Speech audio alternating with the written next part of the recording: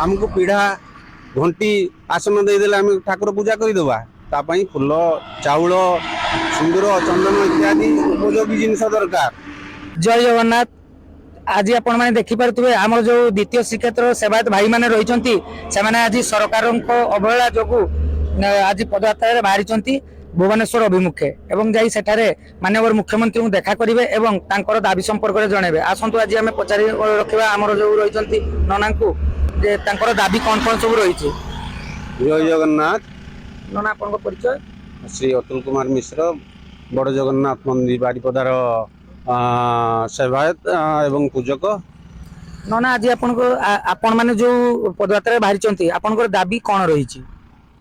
दाबी मंदिर मठ मंदिर प्रति जो सरकार अवहेला रही देवोत्तर विभाग प्रति से भी रही जो आखि आगे रखिकी आम पदयात्रा बाहरी कौन सब पदक्षेप रही स्टेप पूरा कौन रही?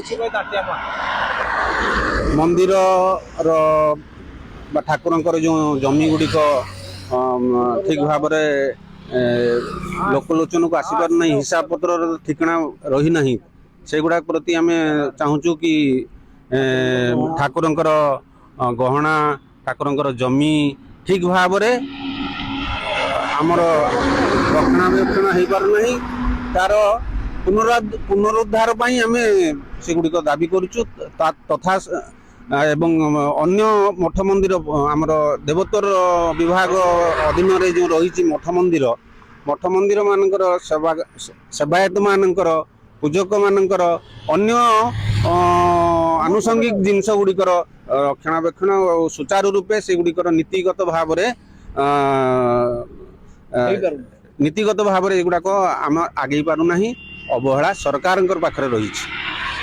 आमको पीढ़ा घंटी आसन देदेले आम ठाकुर पूजा करदेबा तापाई फुल चाउल सिंदूर चंदन इत्यादि उपयोगी जिनस दरकार जो कि आमको मिलूना नीति विभ्राट होउची तापाई दायी सरकार। आपण ये जो चली भुवनेश्वर पर्यंत तो एबे पदयात्रा आपण चलिबे जदि आपण को बाटरे के अटकेइले कि सरकार पुनर्बार जो प्रतिश्रुति दे चलचंती आमे देखुचु प्रतिश्रुति देले जे ना आपण जानतु पुणी थरे आमे करबा तो आपण को स्टेप कोन रहइबो? विश्व प्रतिश्रुति आगरो आमे पाई सारिचु से पई ठकी जाइचु आमे आगु को निश्चित भाव रे एक मन एक प्राण होई सेवायत वृंद आमे सब चलीचु एवं कौनसी लिखित आकार न मिले आमे से गुडी को आमे पछेबु नहीं आमे भुवनेश्वर पर्यंत पदयात्रा रे आम पदयात्रा जारी रखिबा। जय जगन्नाथ।